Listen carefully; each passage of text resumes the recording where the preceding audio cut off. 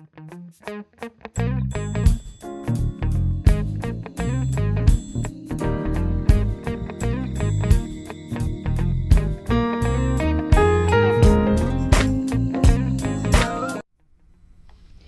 world, welcome to another episode of That Real Estate Show right here on KRGN 98.5, mykrgn.com. My name is Patrick Purifoy and I am your host. I am also the owner of Blessed Properties and the BP School of Real Estate, both right here in Killeen, Texas at 2210 East Central Texas Expressway. I have to apologize up front for my voice. I'm a little hoarse today. I've been sick with allergies about the last week and a half. So just forgive me for that and bear with me as I try and get through this. I got some great information that I want to share with you guys. So I was recently reading an article in the Texas Realtors magazine produced by the Texas Association of Realtors. And recently they polled about 800 realtors and they were asking them about the transactions they had last year and asked what were, in our opinion, the most expensive mistakes that buyers and sellers made. So I want to share those with you so that going forward, when you guys get ready to make your real estate transaction, that you don't make the same mistakes that other people have made. So out of the almost 800 realtors that were polled, 94% of them said that buyers overpaid for the property that they purchased. How is this so? Real estate can be very, very emotional. We find a house that we like and we absolutely fall in love with it. And hey, sometimes we just lose our common sense and we say all in. We just go all in and overpay. The other part of that is no representation. No representation. A lot of people will call the number on the sign, which happens to be the listing agent that works for the seller, and not saying that that listing agent, that realtor did anything wrong, but they represented the seller and not the buyer. And so if the buyer is without representation, they have no one to be in their corner, if you will, and represent them and do the necessary things to find out if that property is actually worth what the seller is asking for it.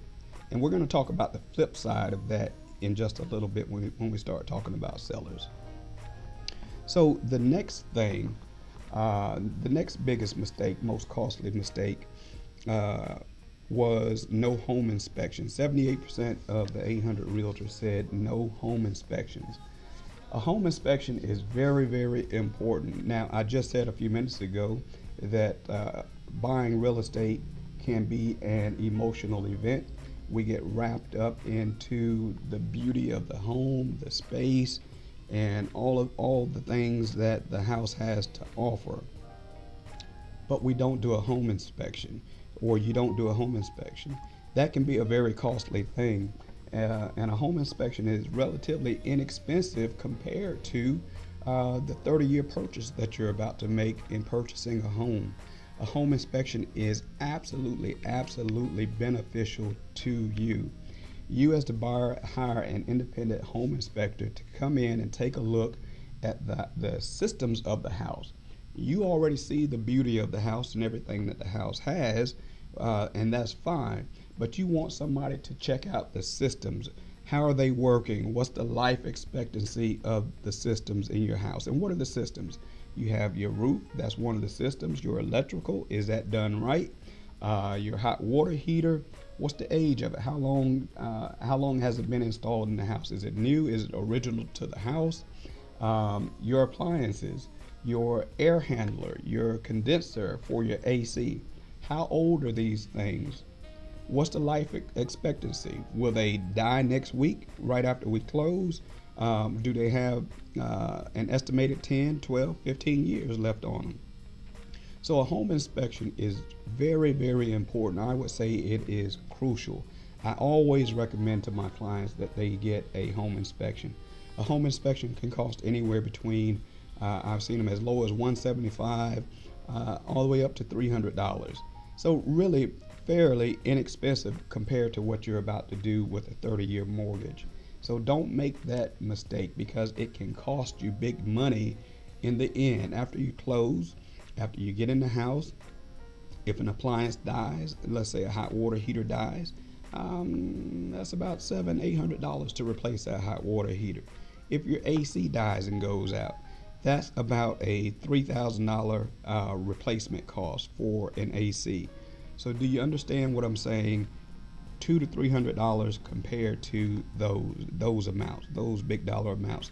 And God forbid your roof needs to be replaced pretty soon. A roof can cost upwards of $6,000, anywhere between $6,000 and $10,000, depending on the square footage of your home. So you definitely want to get a home inspection. Don't pass up on that. You owe yourself that. All right. So the next thing, of the 800 realtors, 41% of those 800 realtors said the mistakes that buyers made were lowball offers. What can I say about lowball offers?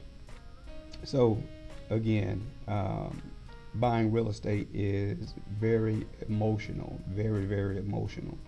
So let me share a story with you from, I don't know, about 8-9 years ago. So I had a client. We had looked at a few homes. They told me what they wanted. And, I have to pat myself on the back. I'm very good at what I do. I listen very well to my clients when I interview them and they ask me, what do they want? And I ask them, what do they want in a house? And they tell me. I pay very close attention, and usually within 3 properties, I can find them the house that they want. So I did that. I did it in 2 houses. This particular house was the second house that I showed them. They absolutely loved it. The wife just fell in love, and you know how the husbands are. As long as the wife is happy and we have a room somewhere, we're good to go. Even if it's the garage, we're good to go. But the wife absolutely loved this house. And I remember it very specifically. The house was $110,000, not very much at all. But she wanted to make a lowball offer. She made a lowball offer of only $90,000. And I advised her that she may not want to do that. I said, and I'm not going to call her name, I almost did. I said, hey, you love this house. This is the one that you want. Let's make a fair offer on this house. And she was very adamant about making her $90,000 offer. And even before making the offer, I called the listing agent and asked, hey, is this house still available? I know I asked you that before I showed it, but are there any offers on this house? And he told me yes. And I said, okay. So I hung up the phone and I turned back to her and I said, ma'am, there are other offers on this house. So if you want this house for your family, you really want to make the best offer possible. And I had done my homework, and this was a fair price for this house. Again, she was very adamant, refused my advice, made the lowball offer of $90,000. Well, needless to say, there were other offers on the house, and a higher offer was accepted. And she was so distraught that she lost this house. She just could not believe it, that she had lost this house. And as we continued to look for other houses, the next time I met with them, she had put together a binder of houses that she wanted to see. And in the slipcover, the front slipcover of the binder, was a picture of this house that we just lost. And every house that we looked at after that had to compete with this house that she lost, which made it really difficult for me, because that house was gone. It wasn't coming back. And I ended up having to fire that client. Yes, I said fire that client. I fired that client because at that point, her mind was still set on this original house that she lost the offer on, and we could not move forward. We could just not move forward. And I'm almost embarrassed to say this, but I did this trying to help my client. I showed them 55 houses, 55 houses after the house that they lost. 54 because I showed them a total of 55. So I showed them 54 more houses after the house that they lost. And she still did not find a house that she wanted because she was still comparing. So that's why I had to fire them. I had to just let them go. At that point, they were wasting their time and my time. So make fair offers on the home that you want. Don't make lowball offers. What was next? Financing and credit mistakes. Out of the 800 realtors, 41% said financing and credit mistakes. What credit mistakes can a buyer make? Wow. The biggest mistake that a buyer can make during a transaction is opening new lines of credit, purchasing furniture for your new home, purchasing appliances for your new home, or even a new car to park in the driveway.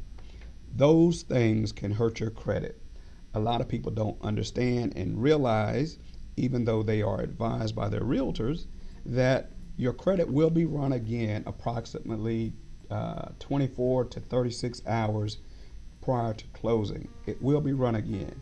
And if you were borderline meeting the debt income ratio, you just put yourself over that limit and will not be able to purchase a home. That's huge, and I've seen it happen time and time again. It just doesn't matter. We warn people not to do that, not to go and make new purchases, not to go and open new lines of credit, but they do anyway and find out the hard way. You cannot open new lines of credit, people, and expect to close on a house, especially if you are borderline. If you're really close already, you just don't want to do that. That is a huge mistake. The next thing, what was the next thing here? Emotional decisions. We've kind of talked about emotional decisions throughout this whole process here. Real estate can be very emotional, and it will make you do some silly things, make you make some crazy decisions sometimes. So try and keep the emotions out of it. Try and look at it as a business transaction, and I think you'll be just fine. The next thing, 23% of the realtors said having the wrong lender, and that's I would expect that number to be a little bit higher. We have a lot of great local lenders right here in town, but people will come to us, come to realtors already having a lender, an internet lender, if you will, and they don't know our market very well. It's just a bad thing. It can be a very bad thing sometimes, and I call them the big box lenders. USAA, Navy Federal Credit Union, who's the other one? The Rocket Mortgage.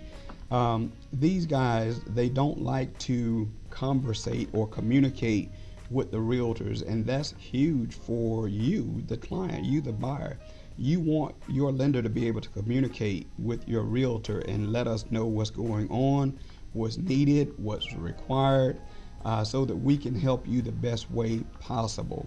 And if we can't communicate with your lender, that's just not going to happen. So we always advocate local lenders right here in town. Somebody that will pick up the phone, somebody that's close that we can get in our car and drive to their office and see what's going on, check on your file, make sure things are moving along smoothly. So try and stay away from the big box lender and take your realtor's advice and go with a local lender right here in town. The next thing, 22% said no realtor or the wrong realtor. Again, I talked about this at the top of the show. A lot of people will go and call the number on the sign, and then go and sit and meet with that person as well. Well, that realtor happens to be working for the seller. And, we are bound by the code of ethics to treat everyone fairly and honestly, and we do. But guess what? I have a fiduciary duty to my seller. The seller is my client if my sign is in the yard and I'm the listing agent. So having no realtor or the wrong realtor, well, what's the wrong realtor? And you can discern that very quickly. If you have a realtor that won't answer your phone calls, that won't return your phone calls, your emails, after you sign on the dotted line, you have no communication with them. Or if you want, even before that, you want to go see a house and they don't have time for you, that perhaps is the wrong realtor for you. And you might want to consider another realtor. So let's talk about sellers now. What were some of the mistakes that sellers made? And you'll find this interesting as well. Remodels that don't pay off. You can go and do all these things to your house and they don't pay off. They don't bring you dollar for dollar return on investment. So, a lot of times I'll walk through a person's home when I'm getting ready to list it, and they'll tell me all these grand things that they're about to do, and I tell them, you don't really need to do that, or I don't recommend that. Wait and allow the buyer to ask you to do that before you fork out this money, because you're not going to get all of that back. You're not going to get what you expect back. It's not going to help the price of the home. So you really want to pay attention to your real estate professional. We know the market, we know your neighborhood, we know the area, we know what where your dollar would be better spent versus you not getting a return on your investment for the remodels that you want to do. 107 realtors said that pricing too high. This is always a point of contention with listing agents and sellers. Everyone, and this goes back to the emotional thing. Everyone is in love with their house. Everyone thinks their house is the best house in the neighborhood and on the block. And you should be proud of where you live, especially if you maintain it and keep it up. You should be proud of that. Sellers always have the tendency to want to overprice their home to give them a little wiggle room or negotiation room when a buyer comes in and makes a lowball offer. Their mindset is that, okay, if they offer low, I've priced it high and they offer low, that's what I wanted anyway. Well, here's the truth about this. If the house is priced correctly at a fair market value, buyers will not overlook your house and they will go ahead and make that fair offer on your house if they're reasonable and not emotional. If you happen to overprice your house, buyers that are qualified for a specific amount of money to purchase in your neighborhood will overlook your home because it's priced too high. So you really don't want to take a chance on overpricing your home. Listen to your real estate professional and price your home accordingly. Price it at fair market value, and you will get a buyer quickly. There's no reason no good reason to overprice your home. You're wasting time and you're wasting money because you're continuing to pay mortgage payments on a home that perhaps you're not even living in. You probably moved to your next job, your next duty station, your next city, wherever you happen to be. You've probably already moved, so now you're paying rent or mortgage there, and you're paying mortgage on an empty house here because you have it priced too high, and people are passing by and not even wanting to take a look at it, not wanting to have a discussion with you about it, not wanting to submit an offer about it. So think about that. That's the bottom line right there. People overlook houses that are overpriced. If they're looking in your neighborhood and they notice houses are priced at $150,000, but yours is priced at $180,000, they're going to skip it. They're going to walk right by it, drive right by it, and keep going. So don't overprice your home. The next costly mistake was repairs that were needed, or messy homes. And I know just a few minutes ago I said, you don't want to do any remodeling that's not going to bring you an equal return on investment. But if your house is in need of repair, I'll just say it like that. If you walk in and things are just busted up, out of order, tile falling out of the wall in the shower, the bathtub surround, ceiling fans broken, not working, AC not working. If your home is in need of repair, by all means, make those repairs. Because when we price your home, we're pricing it at fair market value, meaning that it is in a good state of repair, that every house on your street is in good state of repair, and that's how we based our price for your home, with the expectancy that everything's working and functioning in it. Now we know it won't be 100%, but that's what the home inspection is for. Buyers, that's what the home inspection is for, to find out what is wrong, and we can take care of that. We can talk about that. Messy homes that don't show well. People get distracted by messy homes that don't show well, and they can't focus and concentrate on the beauty of the home and how the spaces of the home and how they will fit their need for their family. So you don't want to have a messy home and a home that's in disrepair. The next thing, 62% said shoddy remodeling or DIY projects, do-it-yourself projects. Those weekend warriors that get out there, you watch HGTV and you say, oh, I can do that. And you run to Home Depot or Lowe's and you buy the materials and you do it, and it doesn't quite turn out right the way it did on the TV show. Now, those things are a turnoff. They look bad, and people don't want to come in and have to fix or pay to have fixed what you messed up.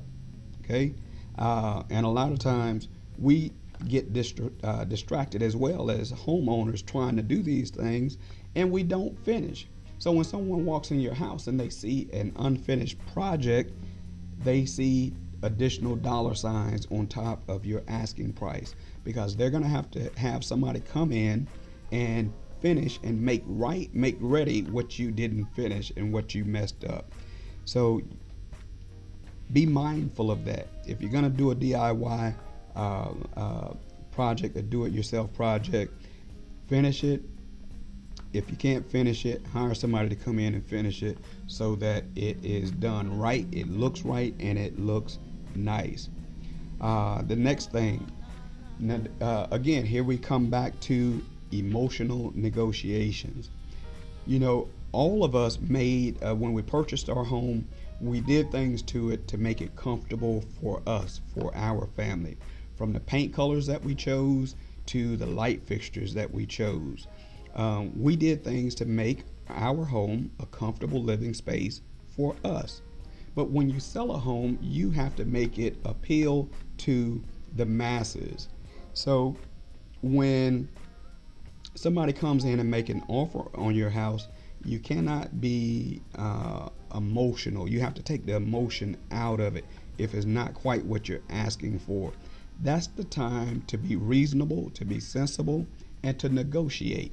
You need to have a mindset that we're going to make this a win-win for both sides, for me as the seller and for the buyer, so that we can both move on with our lives. We can move out, move into our new house. They can move in and begin their lives. You don't want to make negotiations emotional. You don't want to get all upset, uptight, wrapped around the axle about a price, about drapes, about an appliance. All these are just things that can be easily replaced. So you have to keep the big picture in mind. I need to sell this house. So don't get wrapped up in things when it comes to the bigger picture of selling your home and relieving you of this financial burden so that you can move on with the rest of your life. And that goes into the next costly mistake, was rejecting reasonable offers. When we put emotions into the offers that we receive, especially reasonable offers, we tend to, or you tend to, as sellers, tend to reject those reasonable offers. Bird in hand beats two in a bush. What do I mean by that? Usually your first offer is your best offer, maybe your only offer. And then when you reject an offer, and there is when you reject an offer and no more offers come, and you can't afford to pay a mortgage where you're living, and a mortgage here on an empty house anymore, guess what? You now are forced to become a landlord, something that you did not want to do, and you have to put your house into property management. So don't be emotional. Don't reject reasonable offers. And the last thing was disclosure issues. Every seller has an opportunity when they meet with their realtor to fill out a form called a seller's disclosure. Seller's disclosure gives you the opportunity as the seller to inform the buyer on what you know about this house, what it has in it, what it does not have in it, what deficiencies it has, if there have been any insurance claims filed on this house, what was done with the proceeds of the claim, were they used to repair the house or no, if you have used it as a meth lab or not, I don't know, the questions on the form. So you have a right, actually a responsibility to correctly disclose to all potential buyers everything that you know about your house. If it is discovered later on that you did not disclose something that you had prior knowledge to, that buyer can come back and sue you. So you want to make sure that you disclose everything that you know about your home. All right. So those were the top mistakes that buyers and sellers made last year. I hope this information has been helpful to you as you go forward with your real estate transactions, as you get ready to buy and sell your next home. And hey, even consider us right here at Blessed Properties to help you do that. We would love to do that for you. And if you're not in the market to sell, and you are, perhaps you're an investor and you have some properties that you need managing, we do that as well. I got to get this in. We do that as well. We are a full service property management company, full service real estate company. We do it all to help you guys out. And again, before I go, BP School of Real Estate, right here in Killeen, Texas, located at 2210 East Central Texas Expressway. We offer qualifying courses for those of you that want to become realtors in the great state of Texas. You can come and take all those classes with us right here in Killeen. You don't have to leave town to take those classes. Those of you that are already realtors, such as myself, all of my peers out there in the Central Texas area, don't get in your car and drive all the way to Austin, Dallas, Houston, San Antonio anymore. We've got you squared away right here in Killeen. Take care of your continuing education right here at BP School of Real Estate. Visit our website, bpsore.com. That is bpsore.com. See the classes that we have available to you and avail yourselves to those. We're going to have on our Facebook page, the BP School of Real Estate Facebook page, and Blessed Properties Facebook page. We're going to be announcing the classes that are coming up, and we're even going to be offering coupons to save you a little bit money for those classes. And if you want to stay in the know of the classes coming up, you can simply text courses, COURSES, to this number, 698-398. 698-398. Text the word courses, COURSES, to 68398, and you will receive automatic text message updates, keeping you in the know of the classes that we have coming up. All right, God bless. Thank you guys for hanging out with me, and I will talk to you next week.